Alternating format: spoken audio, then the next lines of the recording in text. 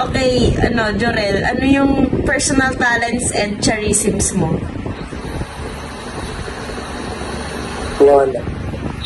Faithfulness, joy, patience, kindness, goodness, peace, love. Sige. Ikaw naman, Kirstan. Being faithful and God-fearing.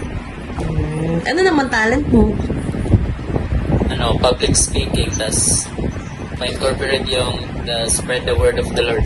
Public speaking, tahimik mo nga sa klase.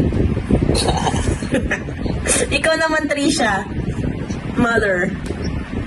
Siguro, yung sa akin is patience, wisdom, knowledge, tapos gentleness. Tapos may incorporate ko lang sa talent ko na writing. Ooh. At, siguro,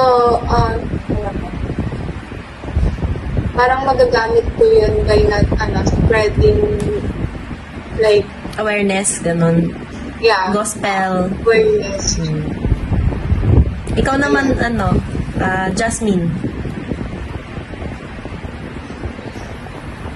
For me, yung pagiging faithful din, tsaka hospitality sa ibang tao. Kasi, parang personality ko talaga yung pagkakaroon ng, pagiging caring sa iba.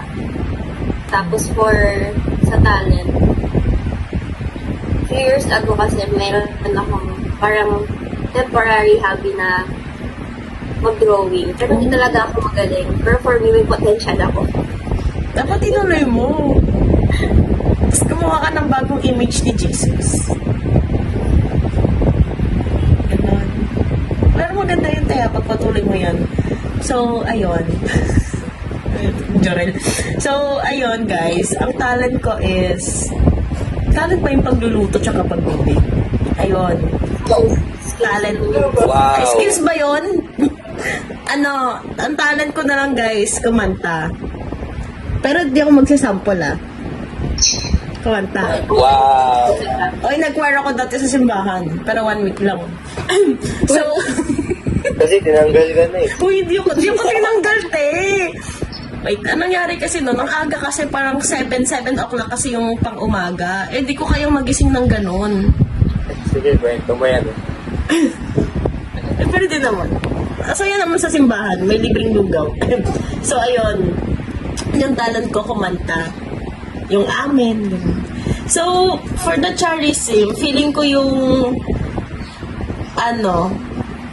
wisdom and ano pa ba?